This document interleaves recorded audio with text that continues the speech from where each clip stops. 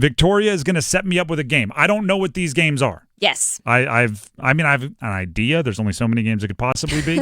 But I do not know what order. I don't know who. I don't know when. And I'm going to have 1 minute to give my take on that segment. There's going to be a clock. It's going to be a whole thing. So Victoria, take it over. Okay.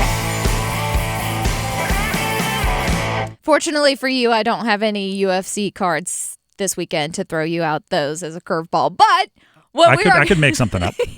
Yeah, I know. I would love to do that. But first off, we're just going to get the misery out first here and do Panthers versus Raiders. They're going to be in L.A., and this game is Sunday, our primiest of primetime games at 4:05. So, go. I think this game is predictable. And what I mean by that is you know what both teams want to do. The Raiders want to get the ball to Devontae Adams and Brock Bowers, and they want Gardner Minshew to not take unnecessary chances. So you know what the Carolina defense has to do to match up with that. On offense, the Panthers just want kind of mild competency. Score 20, right? Something not outlandish. Maybe Andy Dalton with a couple touchdown passes of the most boring variety. And if you're Dave Canales, and I can't say this loudly enough, run the darn football. The interior of the offensive line is significantly improved from a season ago. You spent $153 million on a couple of guards. Run behind them. Get them pulling. Use those behemoths. It's predictable. You know what both teams want to do. Now it's just who can execute at a higher level. I need to get used to that explosion. I think if that were a legit like TNT exploding at the end, I would have died on that one. I went a little over the edge. No, you're good. You can talk through the Taking explosion. The shrapnel. The explosion's good. You're coming through the smoke. Okay, so now next up, NC State versus Clemson. They're going to Death Valley Saturday at noon. So what you think? True freshman, quarterback CJ Bailey making his first start of his career on the road at Clemson. I was talking with Mike Glennon, former NC State quarterback. We co-host a podcast, a longtime NFL quarterback. Check it out, Pack Therapy, everywhere podcasts can be found. And I said, Mike, this freshman's making this start. How tough is this task? And he went, it's pretty much everything's tough. The only thing that could be worse is if it were a night game. And I went, do you realize how ridiculous it is that the good news is at least it'll be daylight? It's very tough for CJ Bailey. Clemson is going to throw the kitchen sink at him. There's going to be no two plays where the defense looks the same. Everything's going to be disguised.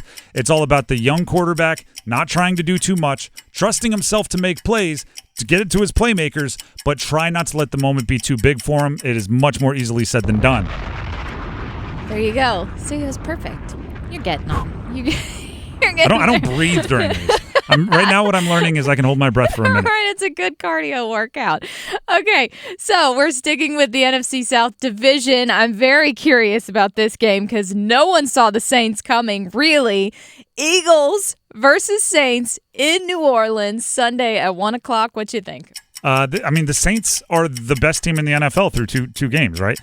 Derek Carr is the MVP of the NFL through 2 games. And they haven't even really unleashed what I consider their best receiving threat in Chris Olave. With that being said, the Philadelphia Eagles do have a little bit more talent. Here's the way I see this one breaking down. The Eagles are going to try to do everything they possibly can to overload Saquon's use, to use Jalen Hurts in the run game, and keep that Saints offense off the field. Right now, the Saints offense has momentum. What is it, like they went 15 straight possessions with Derek Carr getting points? You need to throw off their momentum, right? It's like when you're checking basketball in a pickup game and you hold it or you roll it back to them just so they can't catch in rhythm. You need to do everything you can to get that Saints offense out of rhythm so Alvin Kamara doesn't score 900 touchdowns against you. It's really the Panthers' fault. They let the Saints get going. Now everyone else has to deal with the team with momentum. I know, right? Golly, Panthers. They're in our division. What are you doing? I'm going to find a way to end all of these 1 minute takes with it's really the Panthers' fault. It's the Panthers' fault. It's always the Panthers' fault. And then you should just make it David Tepper's fault. There we go. I don't have time. 1 minute, that's not enough time to break down what Tepper has going on. I know. This might also be David Tepper's fault. So let's go back to college. UNC in their battle of the QBs. They're taking on James Madison, JMU. Saturday at UNC, 12 o'clock. What you think? UNC plays a chaotic brand of football this year. They're 3-0. You can't argue with it. But every time I watch UNC, and I've watched every snap they've played this year, I feel like I'm watching like the last 10 seconds of a middle school basketball game, and it's close, right? So there's panic. Someone's hitting a shot. Someone's celebrating. Someone's crying. That's every game. Against Minnesota, there was a quarterback blowing his knee out. It was on the road in the Big Ten. There was bad weather. There was missed field goals. Against Charlotte, there was double flea flicker touchdown passes against a team that's a group of 5 team. Every week, it's something new. It's something crazy. And I'm expecting the same. They're gonna once again go from a running quarterback to a passing quarterback. It's gonna change everything up. I expect pure chaos in this one because that's the only thing UNC knows how to do, and they'll probably win.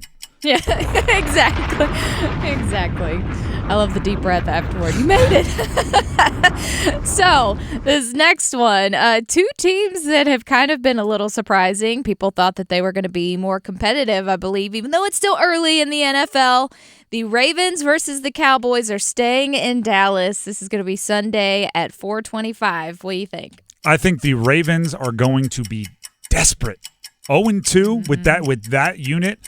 First of all, it's not every 0-2 is not built the same. If you lose by a fingernail or a toenail to the Kansas City Chiefs on opening night, that's not the same as some of these other 0-2. Panthers losing to the Saints. Definitely not the Panthers. It all comes back to the Panthers. It does. But because of that, right? 0-2, you're unlikely to make the playoffs. 0-3.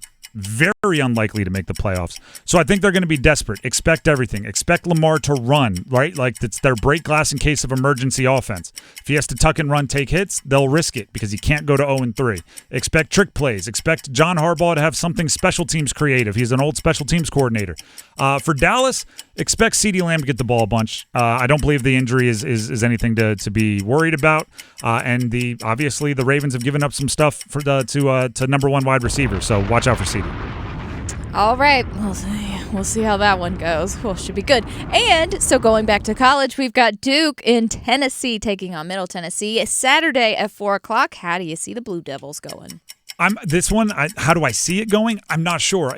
The Duke is 3-0, and they've built a brand of like this gritty. Everybody counts us out. We're going to find a way to win at the end. And by the way, I love it. I really like what they've done. They've been one of the more surprisingly pleasant teams this year. But now they're like a 2-touchdown favorite, 14.5, 15-point favorite over Middle Tennessee on the road. You don't have your home crowd to give you any energy. I want to see what they do when they're the hunted rather than the hunter, right? We've seen teams that have been very good underdogs not be very good favorites. So a new coach, Manny Diaz, has him playing in the right direction. I like Malik Murphy. I love Jordan Moore, their wide receiver, who's lighting it up. They got a running game this past game against UConn, which is a new development. But it's about like what's their killer instinct. They can win a game in the last minute of the 4th. Can they win a game in the 3rd? Yeah. Well, next one. I am super curious to see how this one is. NFL, the Bears versus the Colts. They're going to be in Indianapolis, and I don't know how this is going to go. But what do you think? Well, we can blame the Panthers for giving that number 1 overall pick to the Bears, and thus Caleb Williams and DJ Moore, and their starting right tackle, and their starting cornerback, and next year's 2nd-round pick. Yep.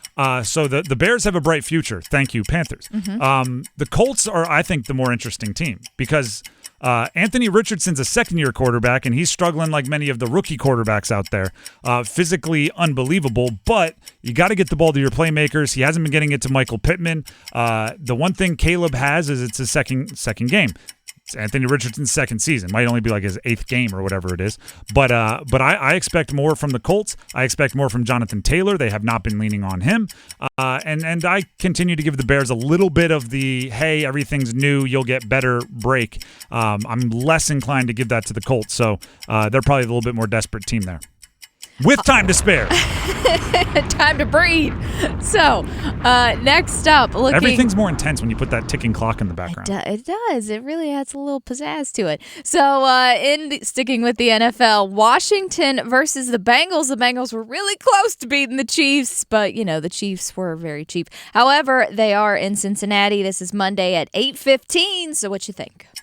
First of all, 0-2 Bengals are going to be desperate for all the reasons I described earlier about the Ravens, even though not every 0-2 is the same. If you lose to the Chiefs by the the hair on their chin, just like the Ravens, like the Bengals. They're not at the end of the world.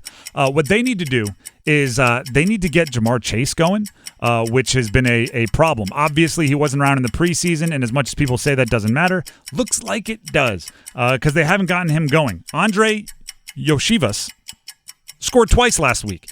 Those are probably Jamar Chase opportunities that shouldn't be going to Yoshivas, although Yoshivas went to one of my high schools, so shout out to Andre Yoshivas. Washington, on the other hand, get Jaden Daniels a touchdown pass. He's played well. He's got 500 total yards, no turnovers, I believe, but he doesn't have a touchdown pass yet. It's run for a couple of them. Let's remind everybody he's a quarterback and not just a fast guy that gets the ball every play. See, that was perfect. You're right before the boom, too. Right before the boom. Here comes the ready or not. Exactly. Saliva is awesome. So, looking at FSU, who's been struggling here, they are going to be in Florida, but they're taking on Cal. That's going to be Saturday at 7 p.m. How do you see that going? Florida State is a quintessential example of if you live and die by the transfer portal, occasionally you're going to die by the transfer portal. Last year, Keon Coleman, Trey Benson, all of these guys, great out of the portal. This year, DJ Uiagalelei, not as great out of the transfer portal. I can't believe that's surprising to anybody because DJ Uiagalelei has been in the ACC before and struggled. But either way, that offense I don't think is good enough. Cal's 3-0. It's, I would say, a soft 3-0, but they're 3-0. I think this will be actually a competitive game, like a close game. But, I mean, if you think I'm picking DJU at this point in time after seeing everything we've seen, fool me once, shame on you. Fool me twice, you ain't going to fool me again. I'm picking Cal here, and I hope that Jaden Knott is healthy. I know he's banged up earlier in the year, but he's a really good running back. There you go. And last but not least, our time, going back to the NFL, two teams that are having a rough season so far. Two teams that are oof. Giants and the Browns. They're going to be in Cleveland. So Sunday at 1. How do you see it going? I don't hope for this because I think there's some things in his personality that make him not the best person. Understatement. We saw flashes of the old Deshaun Watson for the first time in years last week. Just a few plays that look like him prior to scandals, prior to leaving Houston. If that ends up being the deal, watch out. Because, I mean, like him, love him, hate him, despise him, whatever your feelings are, he has been a talented quarterback in the past. So if that becomes a real deal, the Giants are going to have a hard time. Here's what the Giants can hang their hat on. Malik Neighbors, their wide receiver, is awesome, drafted highly. And Devin Singletary is averaging more yards per carry than Saquon is with the Eagles. So take that. But if Daniel Jones doesn't figure it out, they're going to be having a long season anyway. So it'll come down to Danny Dimes, just like it always does.